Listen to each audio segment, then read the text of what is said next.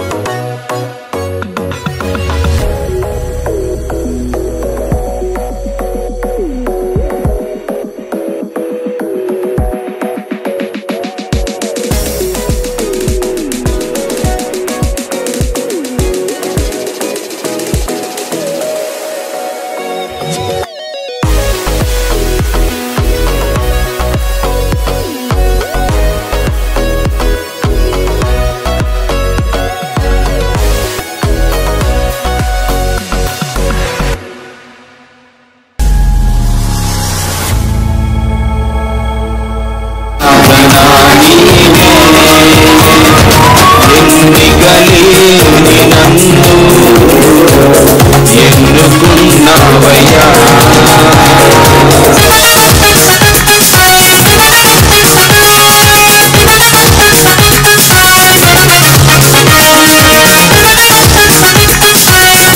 వందనంలో అందరూ కలిసి శోధనలో వేదనలో ఉన్న సమయములో బాధలలో వ్యాధులలో నేనున్న తరుణములో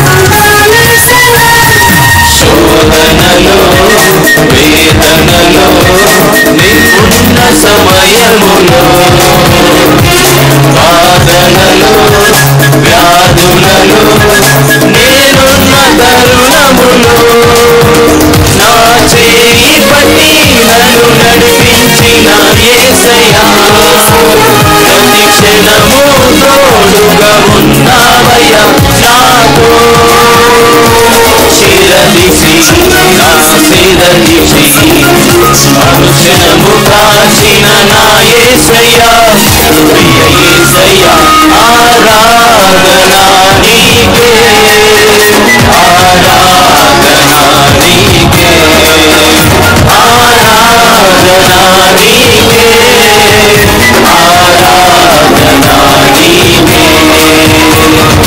ఎన్నికలేని నన్ను ఎన్నుకున్నావయ్యా ఏ మంచి లేని నన్ను కోరుకున్నావయ్యా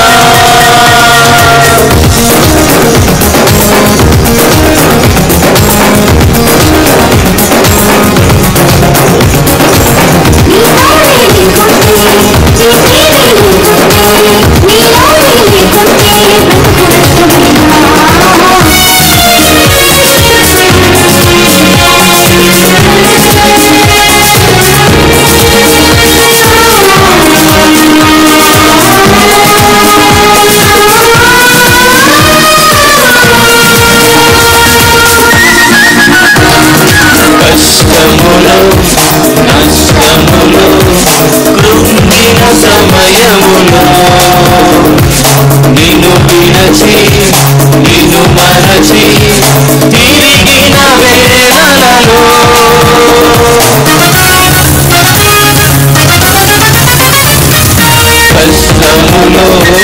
నష్టములో కృంగిన సమయములో నిన్ను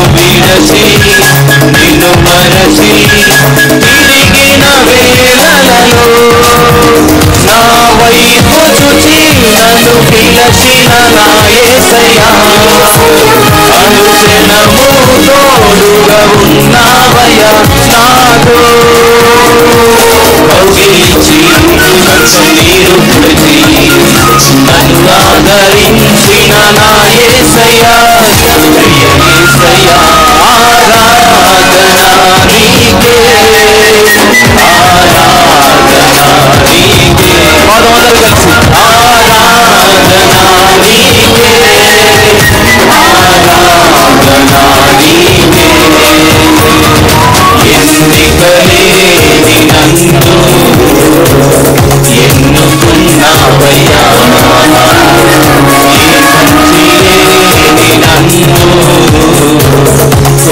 కోరుకున్నావయ్యా ఎన్నికలేని నన్ను పాదమందరూ కలిసి ఎన్నుకున్నావయ్యా ఈ మంచిలేని నన్ను కోరుకున్నావయ్యా నీ ప్రేమ బలమైనది నీ త్యాగం ఘనమైనది నీ ప్రేమ బలమైనది నీ త్యాగం ఘనమైనది ఆరాధన నీకే ఆరాధన నీకే పాదం ఆరాధన నీకే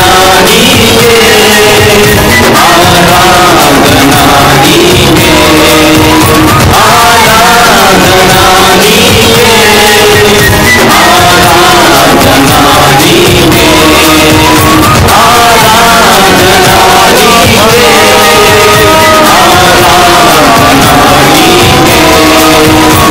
ఆరాధన నీకే ఆరాధన నీకే స్తోత్రం స్తోత్రం స్తోత్రం స్తోత్రం. అందరం కలిసి ఒకసారి ఆరాధన నీకే యేసయ్యా అంటూ దగ్గరగా కేక వేద్దామా? అందరం కూడా మౌనంగా ఉండక ఆరాధన నీకే పాడదాం. ఆరాధన నీకే ఆరాధన నీకే ఆరాధన నీకే. హల్లెలూయా. వాక్యంలోకి వెళ్ళబోయే ముందు మనం ప్రార్థన చేసుకుందాం. సేవకుడు ప్రార్థన చేస్తుండగా వాక్యం చెప్తుండగా మన వాక్యం కొరకు సిద్ధపాటుగా మనం ప్రార్థన చేసుకుందాం. స్తోత్రం నాయన, పరిశుద్ధుడా, గొప్ప దేవుడా, నీకు వందనాలు. సర్వోన్నతమైన దేవానికి స్తోత్రాలు చెల్లించుకున్నాము. ఈ సాయంత్రకాల సమయంలో ఈ శుక్రవారం నాడు ఉపవాస దినములా నీ సన్నిధిలో ఉండే గొప్ప యోగ్యతను ధన్యతను మా అందరికీ దయచేసవుతండి. నీ సేవకుడు జోయల్ని వాక్య ఉపదేశము కొరకు అబడ నిలబెడుతున్నావు. అబడను మరుగుపరిచి మీరే పరిశుద్ధాత్మగా కొలతలేని ఆత్మతో అబడను నింపి అయా అబడతో మీరు అబడ ద్వారా మీరు మాట్లాడమని మరి నాయన నీ సంఘానికి ఏ ఆత్మీయ ఆహారం అందించాలని నీ చిత్తమైందో ప్రతి ఒక్కరికి ఆత్మీయ ఆహారం అందుటకు నీ కృప దయచేయమని, వినగలిగిన చెవులు గ్రహించగలిగిన ఆత్మ బిడ్డలందరికీ మీరు దయచేయమని ప్రార్థిస్తూ ఆటంకాలు అధిగమించే శక్తిని నీ కృప కుమ్మరించమని, ఈ చుట్టూత ఈ కూడికి చుట్టూత నీ అగ్ని కంచిని నీ దేవదూతల సమూహాన్ని ఉంచమని ప్రార్థన చేసు నీకే మహిమ ప్రభావం తెచ్చుకోమని ప్రార్థిస్తూ యేసయ్య ఘనమైన శ్రేష్టమైన నామములో అడిగి బ్రతిలాడి పొందుకున్నాము తండ్రి, ఆమేన్. అందరూ చప్పట్లతో సహోదరుడు జోయల్ని వాక్యం చెప్పడానికి ఆహ్వానిద్దాం.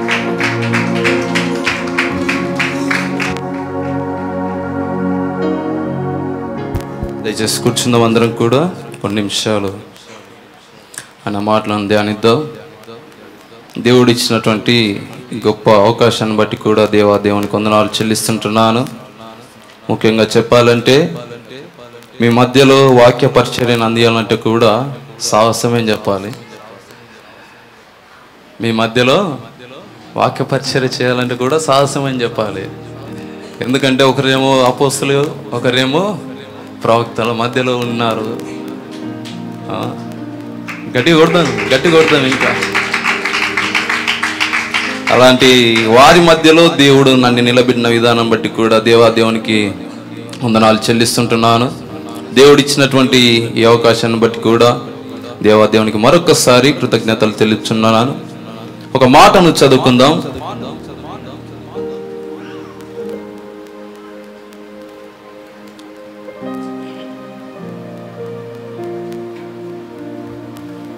అందరం బైబిల్ తీసినట్లయితే ఒక మాటను చదువుకుందాం. సామెతల గ్రంథం 19వ అధ్యాయం 16వ వచనం.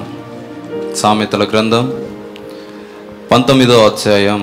ఆజ్ఞను గైకొనువాడు తన్ను కాపాడుకొనువాడు, ఆజ్ఞను గైకొనువాడు తన్ను కాపాడుకొనువాడు, తన్ను కాపాడుకున్నవాడు. చిన్న ప్రార్థన చేసుకుందాం, అందరం కూడా అడుగుదాం.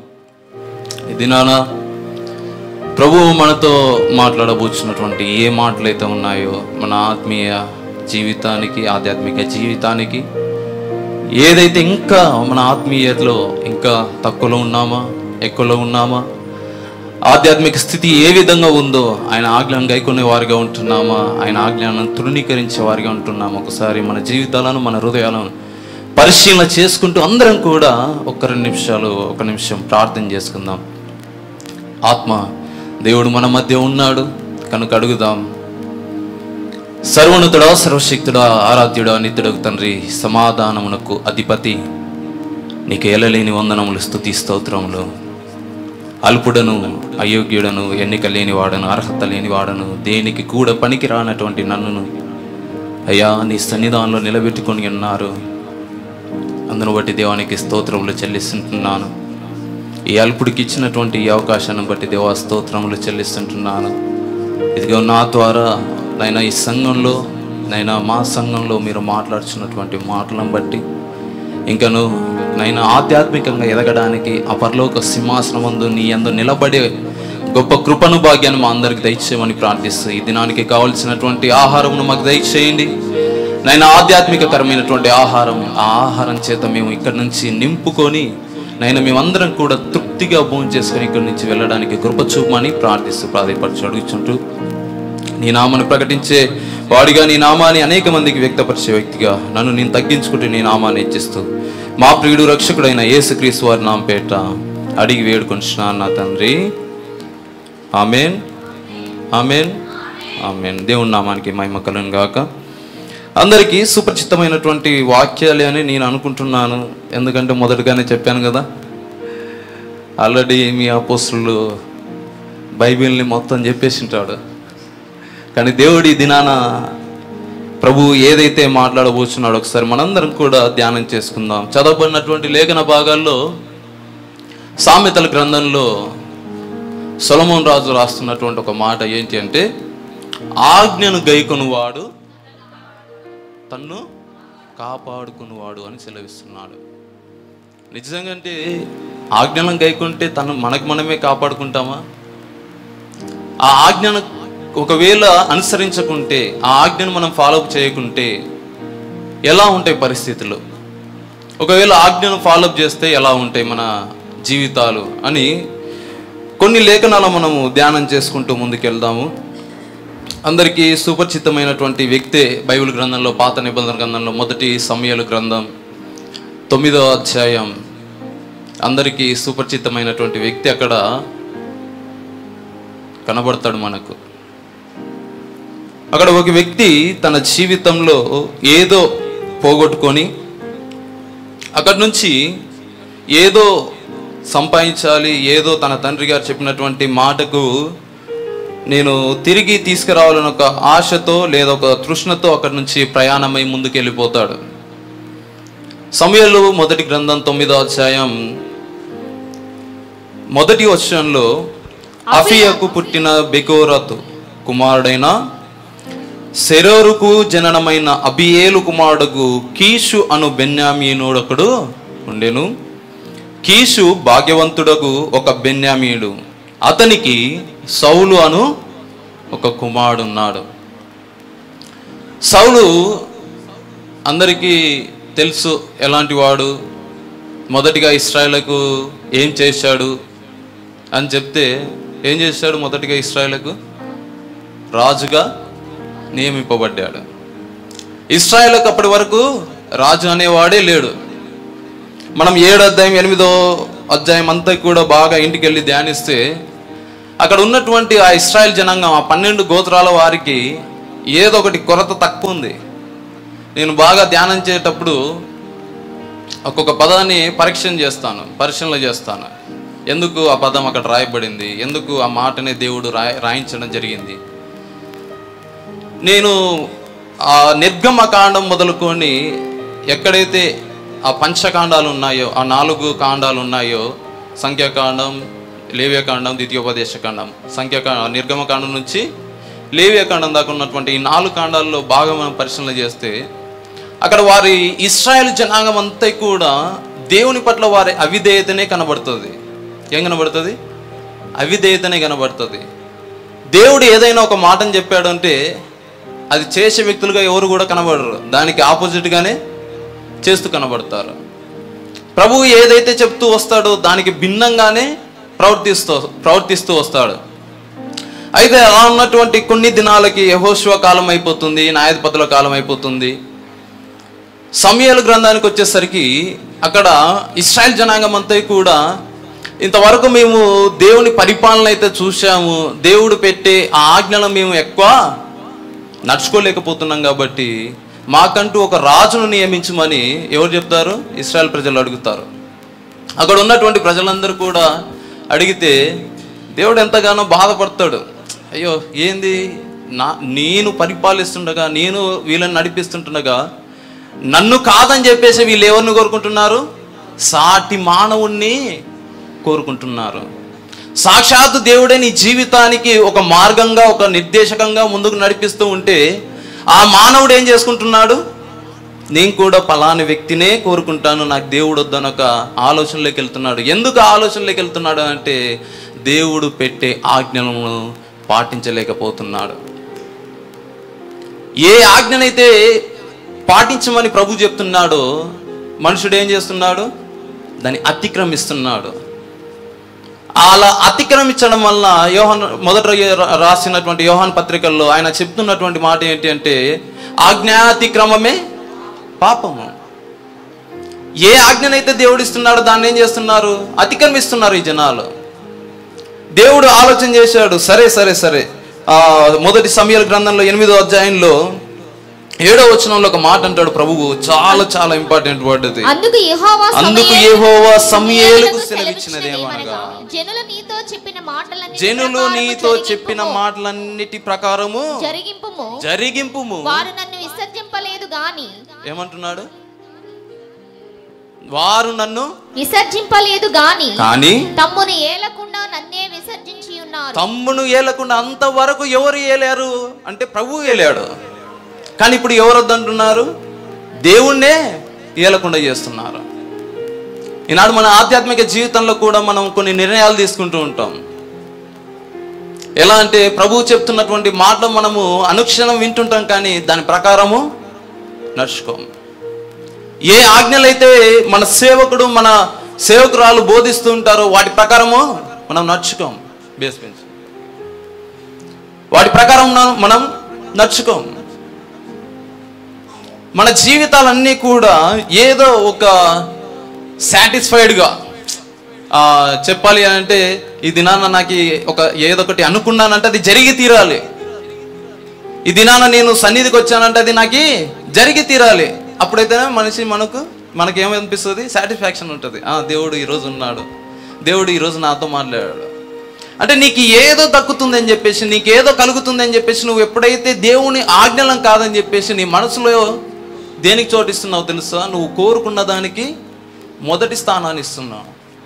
దేవునికి ప్రియారిటీ ఇవ్వకుండా మనం కావాల్సినటువంటి ఈ లోక సంబంధమైన వాటి కోసం మనము పరిగెత్తేవారుగా ఉంటున్నాం. కానీ అలా ఉండకూడదని ప్రభు సెలవిస్తుంటున్నాడు. ఆ ఇశ్రాయేలు ప్రజలంతా కూడా నిన్ను విసర్జింపలేదు కానీ తమ్మును ఏలకుండా నన్నే విసర్జించి ఉన్నారు. ఇశ్రాయేలు జనాంగం అంతా కూడా. ఎంత బాధాకరమైనటువంటి మాట ఒకసారి ఆలోచన చేయండి. ఒక వ్యక్తి 430 సంవత్సరాలు ఒకని కింద దాసులుగా ఉంటే వారందరినీ విడిపించి మీకంటే ఒక ప్రాంతాన్ని ఇస్తాను, కానాను దేశాన్ని ఇస్తానని చెప్పేసి ప్రజలందరినీ ఒక చోటికి నడిపిస్తూ ఉంటే ఆ నడిపించిన తర్వాత వారి పూర్వీకులు నడిచినటువంటి మార్గాలన్నీ కూడా, కాలాలన్నీ అయిపోయిన తర్వాత కూడా ఈ ప్రజలందరూ మాట వినని జనాంగంగా, అలాగే తమ్ముడుకు తాము ఏదో చేసుకుంటాం, ఏదో నిలబడగలమని చెప్పేసి స్వార్థపూరితంగా లేదా ఒక సెల్ఫ్ డిఫెన్స్ మాకు మేమే ఏదో చేసుకుంటామని చెప్పేసి దేవునికే వ్యతిరేకంగా నడిచే బిడ్డలుగా వాళ్ళు ఉంటున్నారు. అలా ఉండకూడదని ఒక మాటగా నేను మీకు ఈ దినాన సెలవిస్తుంటున్నాను. అయితే మనం పాఠాంశంలోకి వెళితే, ఈ సౌలు మంచి సౌందర్యం గల వ్యక్తి, మంచి యవనస్తుడు, ఇంకా చెప్పాలి అంటే భుజాలు ఎత్తు గలవాడు. ఇలాంటి వ్యక్తి ఎక్కడ కూడా కనబడు. అంతటి వ్యక్తిని దేవుడు ఏం చేస్తాడంటే రాజుగా నియమిస్తాడు.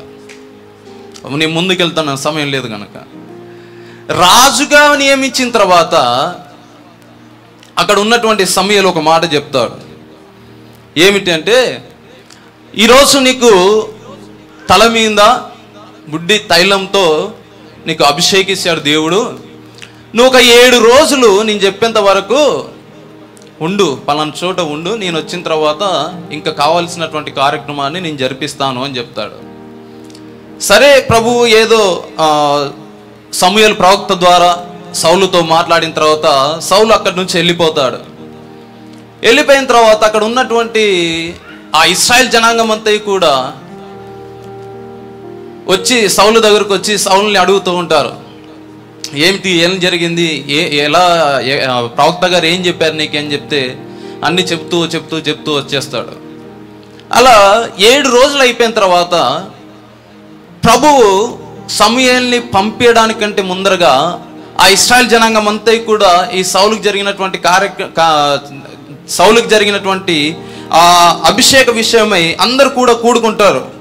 ఎందుకంటే రాజుగా నియమించాడు కాబట్టి, రాజుగా ఉన్నాడు కాబట్టి, ఇదిగో ఆ రాజుకు పట్టాభిషేకం జరుగుతుంది కాబట్టి, ఇదిగో ఒక దినాన రాజుగా నియమించాలంటే వాని పట్ల పాప పరిహారార్థమై బలి జరగాలి, సమాధానార్థమై బలి జరగాలి. ఈ బలి జరగాలి అంటే ప్రవక్త రావాలి. ఆ ప్రవక్త రావాలంటే 7 రోజులు నువ్వు పలానా చోట ఉండని సమూయేలు చెప్పి పంపించిన తర్వాత 7 రోజులకి ఆ ఇశ్రాయేల్ జనాంగం అంతా కూడా చూసి అయ్యో ఫిలిస్తీన్ల దండు మా పైకి వచ్చేలాగుంది అని చెప్పేసి ఫిలిస్తీన్లు అందరూ దగ్గరకు వచ్చేసారు, మమ్మల్ని చంపేస్తారని చెప్పేసి అక్కడ ఉన్నటువంటి జనాంగం అంతా కూడా, సౌలుతో ఉన్న జనాంగం కూడా చిన్న ఒకరెనికలో ఒకరు వెళ్ళిపోవడం జరుగుతుంది. అది చూసినటువంటి సౌలు ఇంకా 7 రోజులైంది కదా, ప్రవక్త ఇంకా రాలేదు కాబట్టి ప్రవక్త చేయాల్సినటువంటి పని ఏదైతే ఉందో అది నేనే చేస్తాను. ఏం చేస్తాను? ప్రవక్త చేయాల్సినటువంటి పనిని ఎవరు చేస్తున్నారు? సౌలు చేస్తున్నాడు. అది ఎంత ఎంత ఎంత పెద్ద పాపమో తెలుసా? మనకు నిర్గమకాండంలో కానీ, లేవియకాండంలో కానీ, సంఖ్యాకాండంలో కానీ యాజక ధర్మం ఏం చేయాలో అది చెబుతూ ఉంది. ఈయన ఎవరు? సౌలు ఒక రాజ్యానికి రాజు. సమూయేలు ఎవరు? ప్రవక్త.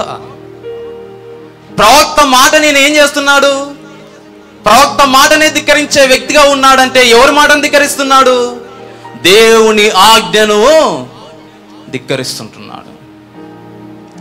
ఆ ధిక్కరించే వ్యక్తి జీవితంలో ఏ ఆజ్ఞనైతే గైకొనలేకపోయాడో తన జీవితం కూడా అలాగే అస్తవ్యస్తమైపోయింది. నేను ఎందుకు ఈ మాటలు చెప్తున్నాను అంటే, గత కొన్ని దినాలుగా నేను ఒక రాత్రికాల సమయం ముందు బైబిల్ ధ్యానించేటప్పుడు డెఫినెట్లీగా సమూయేలు గ్రంథం నుంచే వస్తుంది నాకు. నేను పలానా చోట వాక్యం చెప్పాలి అంటే సమూయేలే వస్తాడు. సమూయేలు జీవితం లేకుండా నాకు స్టోరీ ముందుకెళ్ళదు. ఎక్కడికైనా వెళ్ళండి. నిన్న రాత్రి మా ఊర్లో పరిచయం చేసి వచ్చాను, అక్కడ కూడా సమూయేలే. ఎందుకు సమూయేలు జీవితమే మనకు ఒక ఆధారంగా ఉందంటే, ఇప్పుడు ఉన్నటువంటి జనరేషన్కి సౌలు జీవితం అనేక మందికి కనెక్ట్ అవుతుంది. సేవకుని పట్ల విశ్వాసత లేదు, సేవకుడి పట్ల నిబద్ధత లేదు, సేవకుడి పట్ల ఒక గర్వం లేదు, క్షమించండి, సేవకుడి పట్ల ప్రేమ లేదు, క్షమ లేదు, గౌరవం లేదు. మనం ఎలా ప్రవర్తించేవారుగా ఉన్నామంటే, సేవకుడు అంటే ఒక లెక్కలేని తనంగా చూస్తుంటున్నాం.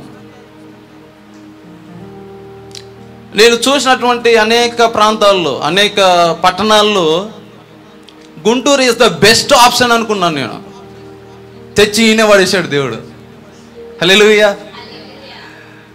కాకినాడకి వెళ్ళాను, వైజాగ్ వెళ్ళాను, అలాగే రాజమండ్రికి వెళ్ళాను, సువార్త నిమిత్తం అనేక పట్టణాలకి, కర్ణాటక, మహారాష్ట్ర, ఇలా అనేక పట్టణాలకు వెళ్ళొస్తే ఎక్కడికైనా వెళ్ళండి, సేవకుని పట్ల ఒక చిన్న చూపు మాత్రమే చూస్తున్నారు. కానీ సేవకుడు అంటే ఒక లెక్కలేనితనం ఉంది జనాంగానికి. చాలా బాధ అనిపించింది అక్కడికి వెళ్ళిన తర్వాత. గద్వాల్ డిస్టిక్ తెలంగాణ రాష్ట్రంలో కర్ణాటక రాష్ట్రంలో మధ్యలో ఒక గ్రామం ఉంటుంది, పల్లెటూరు బార్డర్. అది సువార్త ప్రకటన కోసం వెళ్ళాం. సువార్త నిమిత్తం వెళ్తే ఉదయాన్నే 5 గంటలకు లేసాం, రెడీ అవుతున్నాం. అయ్యా సేవకుడు లేడా అంటే, అన్న సేవకుడు రాడన్నా అని చెప్పారు. ఎందుకు రాడు అని అడిగాను. అంటే ఆయన వస్తే నెలకోసారి వచ్చి ప్రబ్బల్లో ఇచ్చిపోతాడన్న. మరి మిగతా సమయంలో ఎలా అంటే, అన్న మేమే నడిపించుకుంటామన్నా అని చెప్పారు. మీరే ఎందుకు నడిపించుకుంటున్నారు, సేవకుని ఒకరిని పెట్టుకోవచ్చు కదా అంటే, లేదన్నా ఈడ అంతగా నడచదు, అంతగా ఉండదు అని చెప్పారు. అలాగే మళ్ళీ పక్కనే ఉన్నటువంటి కర్ణాటక రాష్ట్రానికి అలానే పక్కకి వెళ్ళాం. అక్కడికి వెళ్తే బైబిల్స్ అందరికి పంచుతూ ఉంటే అందరు వచ్చారు. చిన్న బైబిల్స్, కొత్త నిబంధన అందరికి పంచుతూ ఉంటే ఒక బాక్స్ తీసుకెళ్ళాం. 2 బాక్సులు తీసుకెళ్తే ఒక బాక్స్ అక్కడే అయిపోయింది. మీరందరూ రక్షణ తీసుకున్నారా అంటే తీసుకున్నామన్నారు. ఎవరు ఇచ్చారు మీకు అంటే, పాస్టర్ ఇచ్చాడు అన్నారు. పాస్టర్ ఇప్పుడు లేడా అంటే, లేడు అన్నారు. నేను ఈ విషయాలు మళ్ళీ చెప్తాను మీకు, ఎందుకు ఈ విషయాలు చెప్తున్నాను అనేది. వారందరూ బైబిల్ తీసుకోవడానికి వచ్చారు, బాగానే ఉంది. కానీ గొర్రెలు లేని, క్షమించండి, కాపర్ లేని గొర్రెల వల్లే వాళ్ళు ఉండిపోతున్నారు. కాపర్ లేని గొర్రెల వల్లే ఉండిపోతున్నారు. కాపరికి, సేవకుడికి ఒక భారం అనేది ఉంటుంది. విశ్వాసుల పట్ల వారిని ఎలా నడిపించాలి, వారికి ఏ మేత పెట్టాలి, ఏ ఆహారం పెట్టాలనేది సేవకునికి తెలుస్తుంది. విశ్వాసి ఏం బోధించుకుంటాడు? ఒక్కడే బోధిస్తాడు. నువ్వు తప్పు చేయలేదంటే నువ్వు తప్పు చేయలేదా, నువ్వు తప్పు చేయలేదంటే నువ్వు తప్పు చేయలేదా అని బోధించుకుంటాడు. కానీ సేవకుడు అలా బోధించాడు. సేవకుడు విశ్వాసుల పట్ల గద్దిస్తాడు, బుద్ధి చెప్తాడు, కఠినంగా వ్యవహరించవచ్చు, అలాగే ప్రేమగా కూడా వ్యవహరిస్తాడు. అలా ఆ 2 ప్రాంతాల్లో ఎంక్వైరీ చేస్తే ఏంటో తెలుసా? కాపరికి విలువ ఇవ్వరు. సేవకుడు అంటే లెక్కలేని తనం ఉంది. సేవకుడు అంటే లెక్కలేని తనం ఉంది. అక్కడ సేవ, అక్కడ చాలా పని ఉంది, నమ్మొచ్చు, చూడొచ్చు. కానీ అక్కడ ఏది కూడా భయం లేదు. దేవుడు అంటే భయం లేదు. ఓకే, నామకార్థకరమైనటువంటి క్రైస్తవులుగానే ఉండిపోతుంటున్నారు. వారికి కావాల్సినది ఏంటి అంటే, దేవుడు ఇస్తున్నటువంటి ఆజ్ఞలు కాదు, మాకు మేమే సొంతంగా ఆజ్ఞలు రాసుకునే స్థితికి వాళ్ళు వెళ్ళిపోతున్నారు. వాళ్ళు క్రైస్తవులుగా అనబడతారా? ప్రభువుని అడిగాను, ప్రభువా ఇలాంటి వారి కోసం మరి ఏంది పరిస్థితి? ఇంత కఠినంగా ఉంటే వారి పరిస్థితి ఏంటి? ప్రభు సెలవిస్తుంటున్నాడు, వారికి కాపరి లేనందుకు గొర్రెలు చెల్లా చెదురైపోయాయి. ఎవరి రాజ్యం వాళ్ళదైపోయింది, ఇష్టానుసారంగా నడుచుకోవడం అయిపోయింది. అలాగే మన ఆధ్యాత్మిక జీవితంలో సౌలు చేసినటువంటి ఒక పొరపాటు తన జీవితంలో ఏంటి? సేవకుడు చేయాల్సినటువంటి పనిని తానే చేయడం. అందుకనే ఆ సమూయేలు ఒక మాట అంటాడు, 13వ అధ్యాయం 13వ వచనంలో చూద్దాం ఒకసారి. అందుకు సమూయేలు ఇట్లనెను, నీ దేవుడైన యెహోవా నీకు ఇచ్చిన ఆజ్ఞను గైకొనక నీవు అవివేకపు పని చేసితివి. నువ్వేం చేశావంట? అవివేకపు పని చేసితివి. తెలిసి చేశాడా, తెలియక చేశాడా? తెలిసి చేశాడా, తెలియక చేశాడా? తెలిసే చేశాడు. అంటే దేవుడు అంటే భయం లేకుండా ఉందా? ప్రవక్త అంటే భయం లేదా? సేవకుడు అంటే భయం లేదా? ఆలోచించదగ్గ విషయం ఏంటంటే, దేవుడు నీకు ఇచ్చినటువంటి ఆజ్ఞ ఏదైతే ఉందో అది నువ్వు అనుసరించలేదు. మొదటిగా నీకు ఇచ్చినటువంటి పని ఏమిటో అది చేయకుండా దేవునికి అవిధేయతగా నడుచుకుంటున్నావు. అవివేకమైనటువంటి పని చేస్తుంటున్నావు. ఈనాడు మన ఆధ్యాత్మిక జీవితంలో దేవుడు నీకు ఇచ్చినటువంటి తలాంతులను బట్టు, సంఘంలో నీకు ఇచ్చినటువంటి ఆధిక్యతను బట్టు మనం ఏం చేయాలి? మనకి ఇచ్చినటువంటి పనిని సక్రమంగా చేయాలి. హల్లెలూయా. మనకిచ్చినటువంటి పనిని సరిగ్గా చేయాలి.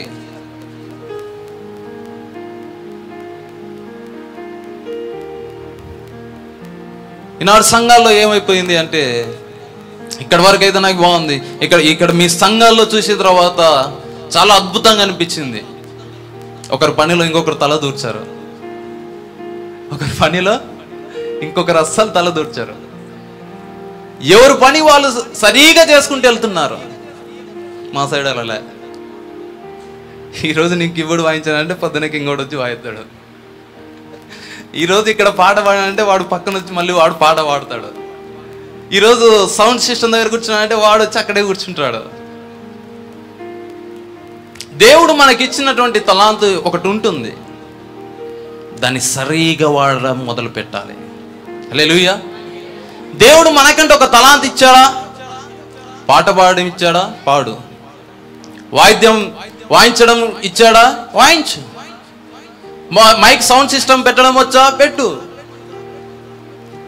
ఏ పని అయితే నీకు దేవుడు ఇచ్చి ఉన్నాడు ఆ పనిలో నువ్వు స్థిరంగా నిలబడ్డావు అంటే ఆయన ఒక కృప నిన్ను అంచెలంచెలుగా ఉన్నతమైనటువంటి స్థానాలకు నడిపిస్తుంది.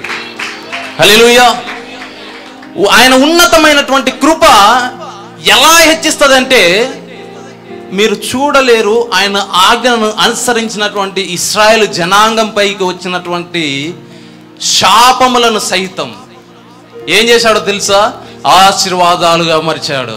హల్లెలూయా. సంఖ్యాకాండం 2వ అధ్యాయంలో ఒక మాటను చూద్దాం. సంఖ్యాకాండం 2వ అధ్యాయం 1వ వచనం. మరియు యెహోవా మోషే అహరోనులకు ఇలాగ సెలవిచ్చెను, ఇశ్రాయేలందరూ తమ తమ పితరుల కుటుంబముల టెక్కములను పట్టుకొని తమ తమ ధ్వజమునందు దిగవలెను. వారు ప్రత్యక్షపు గుడారమునకు ఎదురుగా దాని చుట్టూ దిగవలెను. వారు ప్రత్యక్ష గుడారము ఎదురుగా దాని చుట్టూ దిగవలెను. ఈ అధ్యాయం అంతా కూడా 2వ అధ్యాయంలో మనం ఇంటికి వెళ్ళిన తర్వాత మరొకసారి చదవండి, ఇంకా అర్థమవుతుంది. 3 గోత్రాల వారు తూర్పు దిక్కున, 3 గోత్రాల వారు పడమర దిక్కున, 3 గోత్రాల వారు తూర్పు, ఉత్తరం, దక్షిణం, 3 గోత్రాలుగా దేవుడు నిలబెట్టేశాడు. నిలబెట్టిన తర్వాత అక్కడ ఎక్కడ ఉన్నారు ఆ గోత్రాలు? 12 గోత్రాల వారు ఎక్కడ ఉన్నారు ఇప్పుడు? చదవండి ఒకసారి. అక్కడ ఆ 12 గోత్రాల వారు ఎక్కడ ఉన్నారు? ప్రత్యక్ష గుడారం ఎదురుగా దాని చుట్టూ ఉన్నారు. మధ్యలో ఏముంది ఇప్పుడు? దేవుని యొక్క సన్నిధి ఉన్నది. హల్లెలూయా. దేవుని యొక్క సన్నిధి ఉన్నది. ఆ దేవుని యొక్క సన్నిధి ఉన్నందుకు అదే సంఖ్యాకాండం 22వ అధ్యాయంలోన బాలాకు కుమారుడైనటువంటి ఎవరు చూద్దాం, బిలాము ఏం చేశాడు? క్షమించండి, 22వ అధ్యాయం 4వ వచనంలో, మోయాబీయులు మిద్యాను పెద్దలతో ఎద్దు బీటి పచ్చికను నాకివేయినట్లు ఈ జన సమూహం మన చుట్టూ ఉన్నది యావత్తు ఇప్పుడు నాకివేయననిరి. ఆ కాలమందు సిప్పోరు కుమారుడైన బాలాకు మోయాబీయులకు రాజు. కాబట్టి అతడు బెయేర్ కుమారుడైన బిలామును పిలుచుటకు ఎందుకు పిలిచాడు? ఇదంతా చాప్టర్ తెలుసు. ఇంకా ఆ జనాంగాన్ని అంతా చూసి కూడా వాళ్ళ పైకి యుద్ధానికి వెళ్ళినప్పుడు నాకు విజయం కావాలి. ఏం కావాలి? విజయం కావాలి. ఆ జనాంగం చూస్తేనే ఈయనకేమనిపిస్తుంది అంటే దడబుడుతుంది. ఇంకా ఉన్న విషయం చెప్తున్నా. ఏం చేస్తున్నాడు? ఆ రాజు చూసి ఇంత జనాంగం ఎక్కడి నుంచి వచ్చారు? ఈ జనాంగం ఒకవేళ మా ప్రాంతం మీద పడ్డారనుకో, నా ప్రాంతం అంతా, నా రాజ్యం అంతా పోతుంది. కాబట్టి వీళ్ళని ఏం చేయాలి? ఒక రాజును, ఒక ప్రవక్తను పిలిపియాలి. అందుకనే బిలామును పిలిపించాడు. బిలామును పిలిపించిన తర్వాత ఆ బిలాము చేస్తున్నటువంటి ఒక 2 సార్లు 3 సార్లు, అయ్యా నాకు ప్రభువు సెలవు ఇవ్వలేదు, నేను రాలేను, ప్రభువు సెలవు ఇవ్వలేదు, నేను రాలేను అంటే 3వసారికి ప్రభువు ఏమంటాడంటే సరే నువ్వు వెళ్ళు, వారితో వెళ్ళని చెప్పి పంపిస్తాడు. వారితో వెళ్ళని చెప్పిన తర్వాత ఏదైతే ఈ శపించడానికి పిలిచాడు రాజు, ఆ రాజు శపించడానికి పిలిస్తే దేవుడు ఏం చేశాడు? దాని ఆశీర్వాదంగా మలిచాడు. హల్లెలూయా. దాని ఆశీర్వాదంగా మలచడానికి మెయిన్ ఒక ఉద్దేశం ఏంటి? తన సేవకుడికి, తన యాచకునికి ఇచ్చినటువంటి ఒక ఆజ్ఞ, ఇక్కడ ఉన్నటువంటి 12 గోత్రాల వారు నాకెదురుగా ఏం చేయాలి? దిగమని చెప్పు. ఆ ప్రత్యక్ష గుడారంకి ఎదురుగా దిగమని చెప్పు. వాళ్ళకి కంటికి కాపలా నేను రక్షిస్తా, నేను కాపాడుతా అని చెప్పేసి ప్రభువు వారందరినీ రక్షించడం మొదలుపెట్టాడు.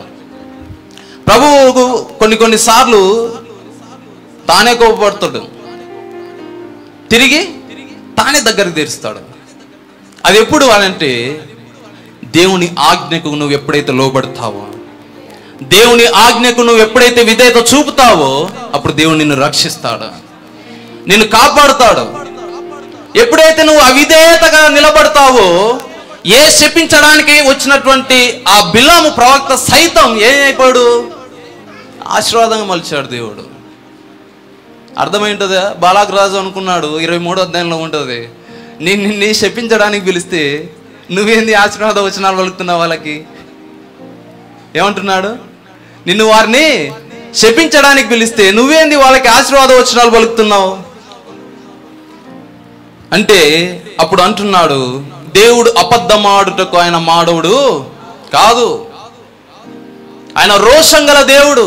తన ప్రజల పట్ల, తన ప్రజలను ఎంపిక చేసుకున్న వారి పట్ల ఏ విధంగా వారిని రక్షించాలో ఎరిగినటువంటి దేవుడు. ఆయన ఆజ్ఞకు లోబడితే, ఆయన సన్నిధికి దగ్గరగా ఉంటే దేవుడు అనుక్షణం కూడా మనల్ని కాపాడుతాడు. సన్నిధి కాదని, ఆయన ఆజ్ఞలు కాదని చెప్పేసి మనం ఎప్పుడైతే లోకానుసారంగా ప్రవర్తిస్తామో, నడుస్తామో, దేవుని ఆజ్ఞకు అవిధేయకరంగా నడుచుకుంటామో, మన జీవితాలకు సమాధానకరమైనటువంటి బ్రతుకు మనది ఉండదు. కాబట్టి ఆలోచన చేద్దాం. ఈ సౌలు జీవితంలో జరిగినటువంటి ఒక తప్పుడు నిర్ణయం, సరైనటువంటి నిర్ణయం తీసుకోలేక దేవునికి అవిధేయకరమైనటువంటి పని చేసినటువంటి వ్యక్తిగా మనం చూస్తుంటున్నాం. అలాగే సమూయేలు ఒక మాట అంటాడు, ఏమిటి అంటే, యెహోవా నిన్ను అభిషేకించి తన స్వాస్థ్యం మీద ఏం చేశాడు? అధిపతిగా నియమించి ఉన్నాడు. ఏం చేశాడు? అధిపతిగా నియమించి ఉన్నాడు. ఒక మాట చెప్పగలను, ఏంటి అంటే, సాక్షాత్తు దేవుడే ఇశ్రాయేల్ ప్రజలను పరిపాలించినటువంటి స్థానము ఎవరికి ఇచ్చాడు? సౌలుకి ఇచ్చాడు. ఏ స్థానాన్ని ఇచ్చాడు? రాజు స్థానాన్ని ఇచ్చాడు. కానీ సౌలు నిలబెట్టుకున్నాడా? నిలబెట్టుకోలేదు. సౌలు ఎప్పుడైతే తాను ఈ అవివేకమైనటువంటి పని చేశాడో, సమూయేలు ప్రవక్త వచ్చి అంటున్నాడు, ఆ 13వ వచనం చివరిలోకి వస్తే, నీ దేవుడైన యెహోవా నీకు ఇచ్చిన ఆజ్ఞను గైకొనక నీవు అవివేకపు పని చేసితివి. నీ రాజ్యము ఇశ్రాయేలు మీద సదాకాలము స్థిరపరచుటకు యెహోవా తలంచి ఉండెను, అయితే నీ రాజ్యము నిలవదు. ఒకవేళ ఆయన ఆజ్ఞను మనం గైకొంటేనంట, ఒక మాట నా వైపు చూడండి, ఒకసారి నా వైపు చూడండి. హల్లెలూయా, హల్లెలూయా. ఆయన ఆజ్ఞను మనం గైకొంటే మన పట్ల ఆయన ప్రణాళిక ఏదైతే ఉంటుందో అది సదాకాలం నిలబెడతాడంట. హల్లెలూయా, హల్లెలూయా. సదాకాలం నీకు నాకు ఉండాలి అంటే మొదటిగా ఏం చేయాలి? ఆజ్ఞను గైకొనాలి. ఆయనను ఆజ్ఞను గైకొనాలి. మనము కొన్నిసార్లు ప్రార్థన చేస్తూ ఉంటాం, ప్రార్థనకు జవాబు రాలేదు. ఏంటి సమస్య? సరి చేసుకోవాలి. మనము సరి చేసుకోవాలి. ఈ దినాన నేను ప్రార్థన చేశాను, నాకు సమాధానం వచ్చిందా, జవాబు వచ్చిందా, ఎందుకు జవాబు రాలేదు? ఈ దినాన ఏమన్నా నేను దేవుని ఆజ్ఞకు అవిధేయుడిగా ఉన్నానేమో. సమాధానం రాలేదంటే దేవుని ఆజ్ఞకు ఏదన్నా వ్యతిరేకంగా నడుచుకొని ఉన్నానేమో. దేవుడు తన నిర్ణయించినటువంటి ప్రజల పట్లనే సదాకాలం స్థిరపరచాలని ఆశించినటువంటి దేవుడు ఏ విషయంలో? ఒక్క ఆజ్ఞ విషయంలో. ఏ విషయంలో? ఆజ్ఞ విషయంలో సదాకాలం నిలపాలని ఆశించాడంట. నేను ఆలోచన చేశాను, సదాకాలం అంటే నాకు తెలిసి ఈ రెండో రాకడ అయిపోయినా కూడా సౌలు కుటుంబంలో నుంచి రాజులు వస్తూనే ఉంటారని. అంతేనా? హల్లెలూయా. ఎప్పుడైతే ఆజ్ఞకు అవిధేయకరంగా నిలబడ్డాడో సౌలు జీవితం ఏమైపోయింది? కొలాప్స్. ఏ దేవుడైతే నియమించాడో అదే దేవుడు నీ అధికారాన్ని తీసేస్తున్నా అంటున్నాడు. దేవుడే ఇచ్చాడు, మనుషులు తీసేస్తున్నాడు. అక్కడ ఎవరు తీసేస్తున్నారు? దేవుడే తీసేస్తున్నాడు. అలా చూసుకుంటూ పోతే ఈ సౌలు జీవితంలో ఈ 15వ అధ్యాయానికి వచ్చేసరికి సమూయేలు ప్రవక్త సౌలుతో ఇంకొక మాట అంటాడు. ఏమిటి అంటే, ఒకానొక దినమున సమూయేలు సౌలును పిలిచి, యెహోవా ఇశ్రాయేలుగా తన జనుల మీద నిన్ను రాజుగా అభిషేకించుటకై నన్ను పంపెను. యెహోవా మాట. ఏ మాట? యెహోవా మాట. అందరూ పలకండి ఒకసారి. మీ పక్కన ఉన్న వారితో కూడా చెప్పండి ఆ మాట. యెహోవా మాట వినుము. యెహోవా మాట వినడం అంటే ఏమిటి? అంతేగా. హల్లెలూయా. యెహోవా మాట వినడం అంటే ఏంటి? ఆయన ఆజ్ఞను గైకోవడమే. దేవుడు ఒకవేళ తన పట్ల తన ప్రణాళికను రద్దు చేయాలనుకున్నాడేమో, కానీ అక్కడ ఉన్నటువంటి ప్రవక్త చూడండి మరొక్కసారి అవకాశం ఇవ్వడానికి వచ్చాడు. హల్లెలూయా. ఆ 15వ అధ్యాయం మరొక్కసారి చూస్తే అక్కడ చెప్తున్నాడు, ఇదిగో అమాలేకులైనటువంటి వారిని అందరినీ నువ్వేం చేస్తావు? బొత్తిగా నాశనం చేసేస్తాయి. ఏది కూడా పట్టుకురావద్దు, తీసుకురావద్దు, ఏది కూడా తీసుకురావద్దు. అంతేగా అందరినీ సమూలంగా నాశనం చేసేయని చెప్పాడు సమూయేలు ప్రవక్త. మనోడు చేసేదంతా ఎట్లుందంటే అంత సగం సగం పనులు. ఏంటివి? అన్ని సగం సగం పనులు. సమూయేలు ప్రవక్త ఏమో మొత్తం సమూలంగా నాశనం చేసాడు అని చెప్తే, ఈ సౌలు రాజు ఏం చేశాడు? రాజుని బ్రతికిస్తేనే రాజుని నిలబడినట్లు, అదే రాజును కూలగొట్టినావు అంటే రాజును కూలిపేసినట్లు. కానీ నువ్వేం చేస్తున్నావు? అదే రాజుని ప్రాణాలతో తీసుకొస్తున్నావు. అంతేనా?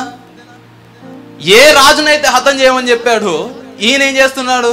అదే రాజుని తీసుకొస్తున్నాడు.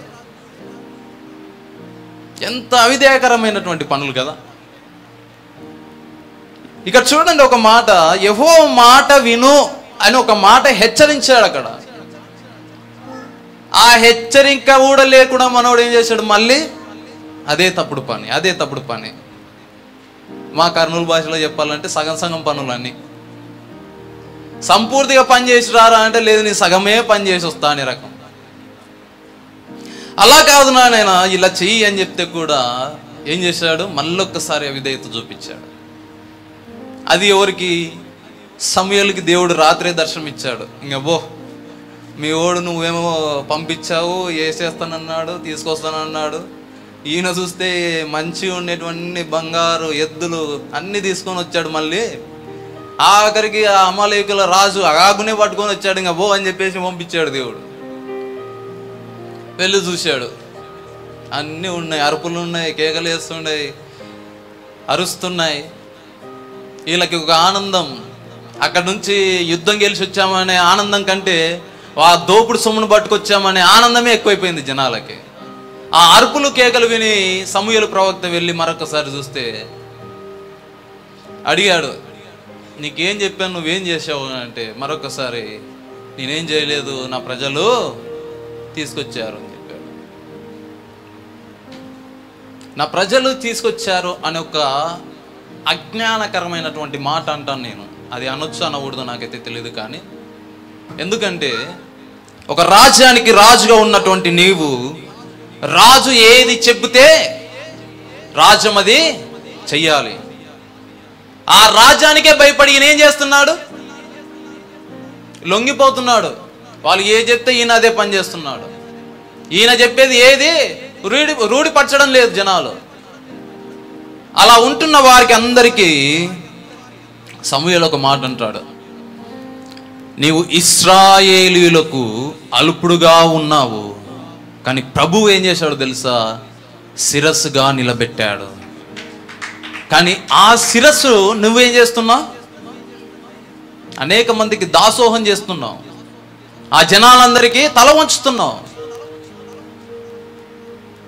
అన్న కూడా ఆ పాట, ఇందాక పాడినటువంటి పాటను మనం ఒకసారి బాగా గమనిస్తే, ఎన్నిక లేనటువంటి తన జీవితాన్ని ఇశ్రాయేలుకు ఎన్నికగా నిలబెట్టాడు. హల్లెలూయా. అలాంటి ఎన్నిక లేనటువంటి ఒక వ్యక్తి ఏంటి కోసం వచ్చాడు? గాడిదలు పోయినాయని వచ్చినాడు. ఎవరు? సౌలు. ఏం పోయాని వచ్చాడు? గాడిదల కోసం వచ్చాడు మనోడు. గాడిదలు పోగొట్టుకొని వస్తే దేవుడు ఏం చేశాడు? రాజుగా నియమించాడు. నాకు అనిపించింది గాడిద లక్షణం వెంటనే బోధన ఆయన అనిపించింది.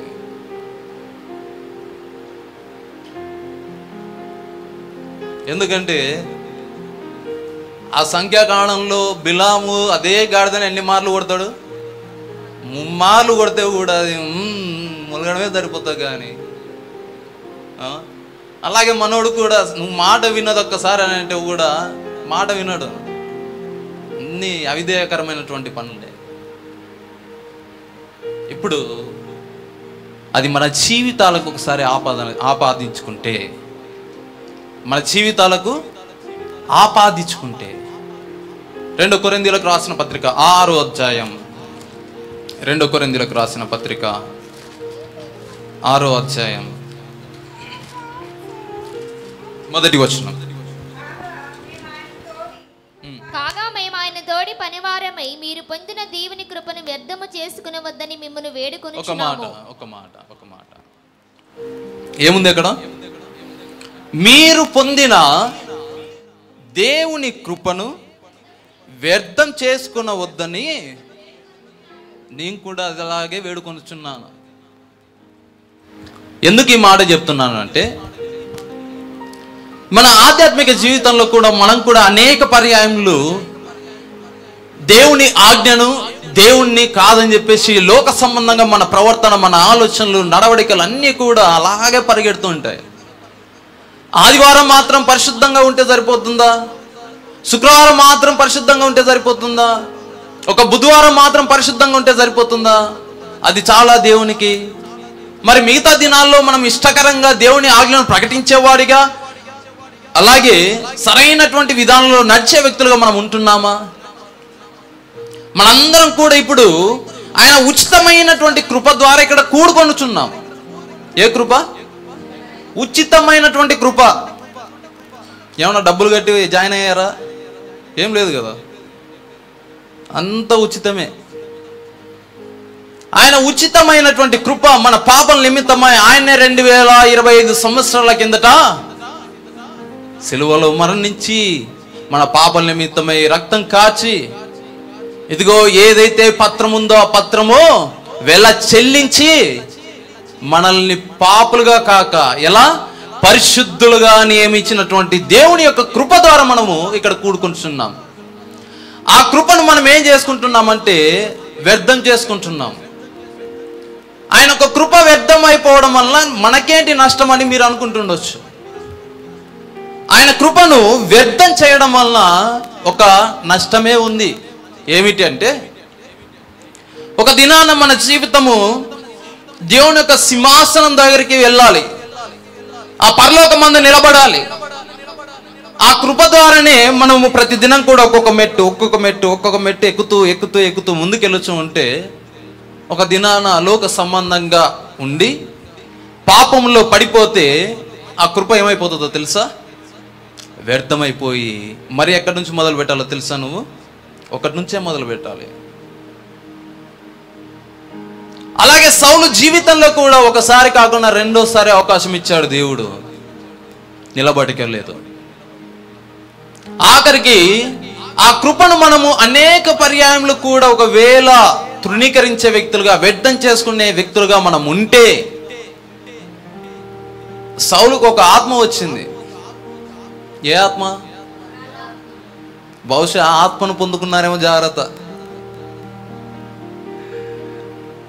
సౌల్లో ఉన్నటువంటి ఆ పరిశుద్ధాత్మ పోయి ఏమొచ్చింది? ఈయనకి దురాత్మ వచ్చినప్పుడల్లా మళ్ళీ ఒకరు రావాలా, వాయించాలా, ఈయనకి ఇడిపియాలా. నీ జీవితం ఏంటి? ఒకనాడు ఒక రాజు, అధిపతి. కానీ ఈ దినాన నీ పరిస్థితి ఏంటి? దురాత్మ చేత పడిపోయావు. కన్నయ్య, ఏ స్థితికి పడిపోయావు ఒకసారి ఆలోచన చేయి. అలాగే దేవుని యొక్క కృప కూడా మనము వ్యర్థంగా ఆచరింపకూడదు, వ్యర్థం చేసుకునకూడదు. అనుదినము మనం ఈ వాక్యాలు గ్రహిస్తున్నప్పుడు, చదువుతున్నప్పుడు మనము చూడాల్సినటువంటి ఒక మాట ఏంటి అంటే, ఈ సౌలు జీవితంలో అనుక్షణం కూడా ఒక మాటను చాలా గట్టిగా, రూఢిగా మనము నమ్మాలి. చూద్దామా? సమూయేలు గ్రంథం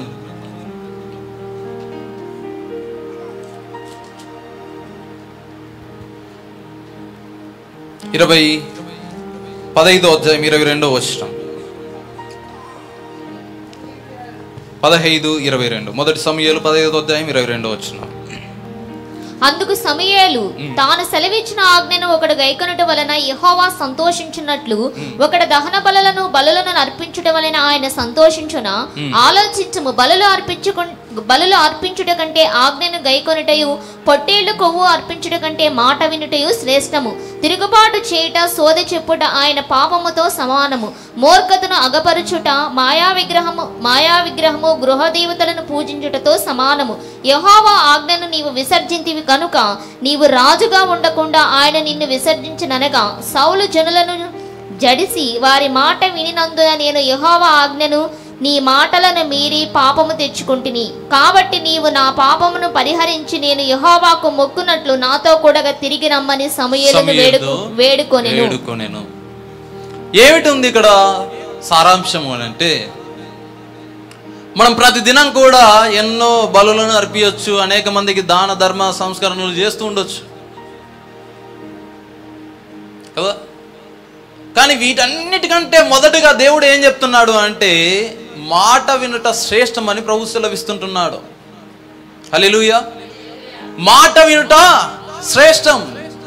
ఆయన ఆజ్ఞను గైకొనుట శ్రేష్టం. ఈ దినాన మన జీవితాలకు కావాల్సినది, ప్రాముఖ్యమైనది ఏమిటి అంటే, ఆయన మాట వినాలి, ఆయన ఆజ్ఞను గైకొనాలి. ఆయన ఆజ్ఞను గైకొనువాడు ఏమంట? కాపాడుకునివాడుగా ఉంటున్నాడు. ఇది నాడు మన కుటుంబాలకి, మనకు సమాధాన పూర్వకంగా ఉండాలి అని అంటే మనం ఏం చేయాలి? ఆయన ఆజ్ఞను గైకొనాలి, ఆయన ఆజ్ఞలను గైకొనాలి. అందుకనే కొన్నిసార్లు మనం చాలాసార్లు పాట పాడుతుంటాం, నీవు చేసలేరు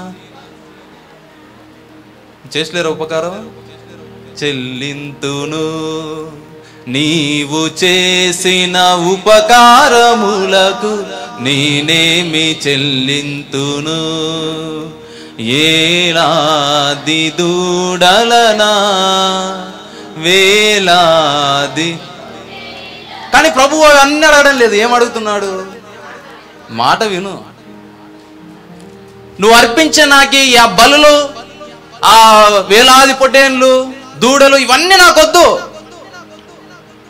హృదయపూర్వకంగా నా మాటను గైకొను. హల్లెలూయా, హల్లెలూయా, హల్లెలూయా. కానీ ఈ దినాన చాలా మంది కూడా ప్రభువు సెలవిస్తున్నటువంటి ఒక మాటను చూద్దాం. కీర్తనల గ్రంథం 50వ కీర్తన, ఆసాపు కీర్తన. ఈనాడు మనం అందరం కూడా ఏమనుకుంటున్నామంటే, ఆయన ఆజ్ఞలను కానీ ఆయనను కానీ దేవాది దేవుడైన యెహోవా ఆజ్ఞ ఇచ్చుచున్నాడు. తూర్పు దిక్కు మొదలుకొని పడమటి దిక్కు వరకు భూనివాసులను రమ్మని ఆయన పిలుచుచున్నాడు. చాలా ప్రభువు సెలవిస్తుంటున్నాడు. ఆయన ఆజ్ఞను ఏం చేయాలంటున్నాడు? ఆయన ఆజ్ఞ ఇచ్చుచున్నాడు. ఆయన ఆజ్ఞను గైకొనే వారిగా మనల్ని ఉండమని సెలవిస్తుంటున్నాడు. అయితే మనం ఏం చేస్తున్నామంటే ఆయన ఒక మానవుడిగా మనం చూస్తుంటున్నాం, సాటి మానవుడిగా. ఒక వ్యక్తి వచ్చి, నీ సేవకుడు వచ్చి, నీ ప్రవక్త వచ్చి, నీ అపోస్తులుడు వచ్చి, నీ జీవితంలో ఈ దినాన సరి చేసుకో, నీ బ్రతుకు సరి చేసుకో, పాపం నుంచి విముక్తి పొందు అని ఒక సేవకుడు వచ్చి నీ ఎదుట నిన్ను హెచ్చరించాడా? నువ్వేం చేయాలి? ఆ మాటకు లోబడాలి, విధేయత చూపాలి. కానీ మనం ఏం చేస్తామో తెలుసా? ఒక మాటను చూద్దాం. 50వ కీర్తన 17వ వచనంలో, దిద్దుబాటు నీకు అసహ్యం కదా. అసహ్యం అంట మనకి. దిద్దుబాటు అనేది ప్రతి ఒక్క మనిషికి ఏమైపోయింది అంటే అసహ్యంగా ఉంది. ఎందుకు అసహ్యంగా ఉంది అని అంటే, ఆ వ్యక్తి తన ఇతరుల పట్ల అదే వివక్షనే చూపిస్తాడు. ఏంటిదో తెలుసా? ఈ దినాన నేనే తప్పు చేశానా? ఈ దినాన నేనే తప్పు చేశానా? నాలాగా ఎవరు తప్పు చేయలేదా? ఆ సౌలు కూడా ఏమంటున్నాడు తెలుసా? నువ్వు చేసిన పని ఏంటి? నువ్వు ఇలా చేయకూడదు కదా అంటే, ఇదిగో జనులకు జడిసి వాళ్ళు ఏం చేసుకుంటారో వాళ్ళకే, ఇగో వాళ్ళే చేశారు. ఆ ఇశ్రాయేల్ జనాంగం వైపే చూపిస్తున్నాడు, కానీ నాది తప్పైంది అని చెప్పేసి మాట మాత్రం రావడం లేదు. ఇదే ఆదికాండంలో మొదటిగా ఒక స్త్రీ కూడా చెప్తుంది ఒక మాట. ఏంటిది? పురుషుడు కూడా చెప్తాడు. మొట్టమొదటి పురుషుడు ఏం చెప్తాడు? ఏం చేశారని ఆయన, ఏం జరిగింది ఇంతకీ అంటే, ఇదిగో నువ్వు ఇచ్చినటువంటి యవ్వనే నేను చేశాను ఆ పొరపాటు. అవ్వ ఇస్తే నువ్వు తినకపోతే బాగుండు కదా. అలాగే ఇతరుల పట్ల మనం ఏం చేస్తున్నామంటే, నీ తప్పును సరి చేసుకుంటే మాత్రం మనం ఏం చేస్తాం? ఇతరుల తప్పును బయటికి వెళ్ళి తీస్తాం.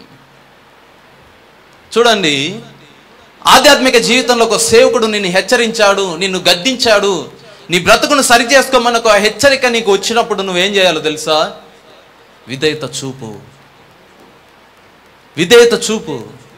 ఆ విధేయత చూపడం వల్ల నీ పైకి వస్తున్నటువంటి ప్రతి విధమైనటువంటి దేవుని యొక్క కటాక్షం నుంచి నువ్వు విడుదల పొందుతావు.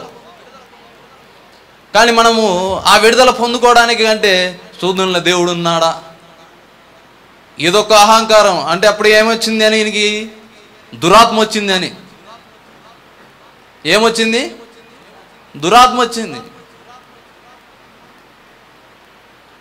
నీకు హెచ్చరిక వచ్చింది అంటే దేవుని యొక్క చిత్తం నీ పట్ల ఉన్నందుకే, నువ్వు సరి చేయబడతావనే. అలా కాకుండా నువ్వు సరి చేసుకోకుండా, నా జీవితానికి ఇదే చాలు, నేను ఉంటానో పోతానో నాకెందుకు అని చెప్పేసి లోకానుసారంగా నువ్వు అలాగే నడుచుకుంటే మాత్రం దేవుడు ఊరుకుండేవాడు కాదు. ఆయనని ఎలా అనుకుంటున్నామంటే, ప్రభువు, ఆయన దేవుడు, ఈ సర్వలోక వ్యాప్తికి ఆయనే రాజు, ఆయనే అధిపతి అని మనము నమ్మలేకపోతున్నాం, విశ్వసించలేకపోతున్నాం. అలాగే ఆ 21 వచ్చిన 2వ లైన్లో అంటాడు, అందుకే నేను కేవలం నీ వంటి వాడని అనుకుంటేవి. అంటే మనుషుల్లాగానే ట్రీట్ చేస్తున్నాం మనం కూడా. దేవుడు అంటే భయం లేదు, భక్తి లేదు. ఈనాడు సౌలు జీవితం ద్వారా మనం ఏం నేర్చుకోబోతున్నాం? ఒక మాట ఏమిటి అని అంటే, తప్పిపోయిన గార్ధమముల నుంచి రాజుగా నియమించబడినటువంటి సౌలు జీవితం దేవుని యొక్క కృపను కోల్పోయాడు, దేవుని యొక్క ఆధిక్యతను కోల్పోయాడు. ఈనాడు అటువంటి స్థితిలో ఒకవేళ మనం ఉంటే సరి చేయబడిలాగా మనం అందరం కూడా దేవుణ్ణి అడుగుదాం. అందరం కూడా తలొంచి ఒక చిన్న మాటను అడుగుదాం. ప్రభువా, నేను ఎన్నిక లేనివాడనే, ప్రభువా నేను అర్హత లేనివాడనే, అయినను కూడా నీవు ఎన్నిక చేసి నీ సన్నిధానంలో నిలబెట్టి ఉన్నావు. ఎన్నిక లేనటువంటి మా బ్రతుకులను నీ సన్నిధానంలో ఎంపిక చేసి ముందుకు నడిపించావు. ఎంతో మందికి రక్షణ లేనటువంటి స్థితిలో నైనా నాకును నా కుటుంబాలకి దయచేసి ఉన్నావు. ఎంత గొప్ప ప్రేమ అయ్యా నీది, ఎంత గొప్ప ప్రేమ అయ్యా. లెక్కలేని మార్లు పడిపోయినటువంటి స్థితిలో ఉన్నటువంటి నన్ను, నా జీవితాన్ని నైనా నువ్వు హెచ్చించావు, ఎంతగానో ఉన్నత స్థానంలో నిలబెట్టావు. అయినను కూడా నీకు అవిధేయతనే చూపించాను, నీ ఆజ్ఞను గైకొనలేకపోయాను. అనేక సార్లు నిన్ను కాదని లోక సంబంధంగా నడుచుకొని ఉన్నాను. నాయన ఇతరుల పట్ల నేను కటాక్షం చూపించానేమో, వివక్ష చూపించానేమో. నాయన నా సేవకుల పట్ల నేను ఆ ప్రేమను చూపించలేక, నాయన నా సేవకుల పట్ల నేను వివక్ష చూపించి ఉన్నానేమో. ఆ గద్దింపుకు నేను లోబడలేనటువంటి స్థితిలో ఉన్నానేమో. కానీ సరిచేయనైనా సరిచేయండి, మా బ్రతుకులను సరిచేయండి, బాగు చేయండి. ఇదిగో ఎన్నో మార్లు మా జీవితాలకు నీ మాట వినడం కంటేనైనా లోక సంబంధంగా ఎన్నో మార్లు పడిపోవడం చూస్తూ ఉన్నాము. అనేక పర్యాయాలు నిన్ను కాదని లోక సంబంధంగా నడుచుకొని ఉన్నాము. కానీ ఈ దినాన మా జీవితాలకు నీ మాట ఎంతో అవసరం, నీ ఆజ్ఞ ఎంతో అవసరం. నీ ఆజ్ఞ వలన వస్తున్నటువంటి శపితకరమైనటువంటి ప్రతి విధమైన వాటిని ఆశీర్వాదాలుగా మలిచినటువంటి దేవుడు ఈనాడు మన జీవితాలను కూడా మార్చడానికి సిద్ధంగా ఉన్నాడు. నమ్మిన వారు ప్రతి ఒక్కరు కూడా తల నుంచి అడగండి. ఇదిగో ఈనాడు నీ కుటుంబంలో సమాధానం లేనటువంటి స్థితిలో ఉంటే, ఇదిగో నీ జీవితంలో ఆశీర్వాదం అనేది లేకుండా ఉంటే, ఇదిగో నీ మీదకి వచ్చినటువంటి ప్రతి విధమైనటువంటి శపితకరమైనటువంటి మాటలు ఏవైతే ఉన్నాయో వాటి నుంచి ప్రభువు నీకు విడుదల ఇవ్వాలని ఆశిస్తుంటున్నాడు. ఆయన ఆజ్ఞను గైకొన్న వాడి ఎడల ఆయన కటాక్షం చూపిస్తున్నాడు, ప్రేమను చూపిస్తుంటున్నాడు, ఆయనని ఎంతగానో ఆదరిస్తున్నాడు. ఆయన ఆజ్ఞను గైకొన్న వారు తమను తామే కాపాడుకునే స్థితికి దేవుడు నిలబెడుతున్నాడు. ప్రభువా, నీ సన్నిధానంలో ఇంతవరకు మాట్లాడినటువంటి మాటలు మా జీవితాలకు ఎంతగానో ఇంకను నైనా అవసరమై ఉన్నవి. ఈ పరలోక పట్టణంలో మేమందరం నిలబడాలంటే నీ ఆజ్ఞను గైకొనాలి. ఇదిగో బైబిల్ అంతా కూడా ఒక మాట సెలవిస్తుంది, నిన్ను వల్లనే పొరుగువాడిని ప్రేమించమని. ఆ మాటల్లో మేము ఎంతగా ప్రేమిస్తుంటున్నాము, ఎంతగా నిలబడుచుంటున్నాము, ఎంతగా నీ ప్రేమను వ్యక్తపరుస్తుంటున్నాము. ఇదిగో ప్రేమ లేని వాడు నా వాడు కాదని నీ వాక్యం సెలవిస్తుంటుంది. నైనా నీ ఆజ్ఞను నైనా అనుసరించలేనటువంటి వాడిని నైనా నా కుమారుడు కాదని సెలవిస్తుంటుంది. ఈ దినాన మేము అటువంటి స్థితిలో ఉంటే, అటువంటి నడవడికల్లో నడుస్తూ ఉంటే నైనా మార్చండి, సరిచేయండి. ఎన్నో మార్లు పడిపోయాను, ఎన్నో మార్లు నిన్ను కాదని వెళ్ళిపోయాము. ఆయనను కూడా అయ్యా నీ ప్రేమను వ్యక్తపరుస్తుంటున్నావు, అనేక పర్యాలు నీ ప్రేమను వ్యక్తపరుస్తుంటున్నావు. అయ్యా నిన్ను ఒక మనిషిలాగా నేను చూస్తుంటున్నాం, కానీ నైనా అయ్యా నీలాంటి దేవుడు ఎవరు లేరని గ్రహించలేనటువంటి స్థితిలో ఒక మూర్ఖ తరం వారిలాగా ఉండిపోతుంటున్నాం. అటువంటి స్థితిలో నుంచి మమ్మల్ని బాగు చేయండి, సరిచేయండి. నా కుటుంబంలో లేనటువంటి సమాధానాన్ని నైనా ఇప్పుడే మీరు దయచేయుదురుగాక. అయ్యా నా కుటుంబంలో ఇప్పటి వరకు లేనటువంటి శాంతిని ఇప్పుడే దయచేయుదురుగాక. అయ్యా నీ కృపను మా పట్ల కుమ్మరించుదురుగాక. నీ కృప చేత మమ్మల్ని ముందుకు నడిపించుదురుగాక. ఇంతవరకు నీ కృపను వ్యక్తంగా ఆచరించినటువంటి మా జీవితాలకు నైనా నీ కృప ఏంటో తెలుసుకున్నాను, నీ ఆజ్ఞ ఏంటో తెలుసుకున్నాను. నయా నీ ఆజ్ఞను అనుసరించలేనటువంటి స్థితిలో ఉన్నటువంటి నా బ్రతుకును ఈ దినాల ఈ రాత్రికాల సమయంలో మార్చినందుకు దేవానికి స్తోత్రములు చెల్లిస్తున్నాను. ఎనలేనటువంటి ప్రేమను మా పట్ల చూపిస్తున్నందుకు ప్రభువు దేవానికి స్తోత్రములు చెల్లిస్తున్నాను. ఆయన అడుగుతున్నాడు ఒక మాట, మీరు నా తట్టు తిరిగిన ఎడలా నేను నీ తట్టు తిరిగిదనని ప్రభు సెలవిస్తుంటున్నాడు. ఎంతమంది అయితే సిద్ధపడి ఉన్నారు, ఎంతమంది అయితే అడగాలని ఆశిస్తుంటున్నారో, ప్రభువా ఈ రాత్రి కాల సమయం అందు నేను నీ తట్టు తిరగాలని, నా కుటుంబం నీ తట్టు తిరగాలని నేను ఆశిస్తుంటుండగా మీరు మా పట్ల ఉండండి. అయ్యా మీరు మాతో కలిసి ఉండండి నాయన. అయ్యా నీ సన్నిధి చుట్టూ మేము ఉండుటకు కృప చూపండి. ఇదిగో మా మధ్యలో నీ సన్నిధి ఉంచుదురుగాక. అయ్యా నీ సన్నిధి పట్ల మాతో ఉందురుగాక అని ప్రార్థిస్తుండగా అడుగుదాం. మౌనంగా ఇదిగో దేవా స్తోత్రం, ఎల్ షదాయ్ స్తోత్రం, ఎలోహిం స్తోత్రం, యా స్తోత్రం. హల్లెలూయా. నీ ప్రేమ బలమైనది, నీ త్యాగం ఘనమైనది. నీ ప్రేమ బలమైనది, నీ త్యాగం ఘనమైనది. ఎన్నికలేని నన్ను ఎన్నుకున్నావయ్యా, ఈ మంచి లేని నన్ను కోరుకున్నావయ్యా. ఎన్నికలేని నన్ను ఎన్నుకున్నావయ్యా, ఏ మంచి లేని నన్ను కోరుకున్నావయ్యా. నీ ప్రేమ బలమైనది, నీ త్యాగం ఘనమైనది. నీ ప్రేమ బలమైనది, నీ త్యాగం ఘనమైనది. ఆయన ప్రేమ ఎంతో బలమైనది, ఆయన త్యాగం ఎంతో ఘనమైనది. అటువంటి ప్రేమను ఎవరు కూడా విడిచిపెట్టక అడుగుదాం, ప్రార్థిద్దాం. ఒక్క నిమిషం అందరం కూడా. అత్యున్నత సింహాసనంపై ఆశ్రయమైన దేవా, నీ పాదముల వందనములు, స్తుతి స్తోత్రములు. నీ సన్నిధానంలో అడుగుచుంటున్నాం అయ్యా, నీ ప్రేమ ఎంతో బలమైనది, నీ ప్రేమ ఎంతో ఘనమైనది. ఇదిగో నీ ఆజ్ఞను అనుసరించుటకు, నీ మాట వినుటకు నేను మమ్మల్ని అందరినీ ఎంపిక చేసుకుని ముందుకు నడిపిస్తున్నందుకు దేవానికి స్తోత్రములు చెల్లిస్తూ, ఉన్నతమైనటువంటి స్థానాల్లో మమ్మల్ని అందరినీ నడిపించి ముందుకు నడిపించి నీ ఆత్మచేత అద్భుత కార్యములు జరిగించదురుగా కానీ ప్రార్థిస్తూ ప్రాధేయపరచు. మా ప్రియుడు రక్షకుడైన యేసుక్రీస్తు వారి నామమున అడిగి వేడుకుంటున్నాం మా తండ్రి, ఆమేన్.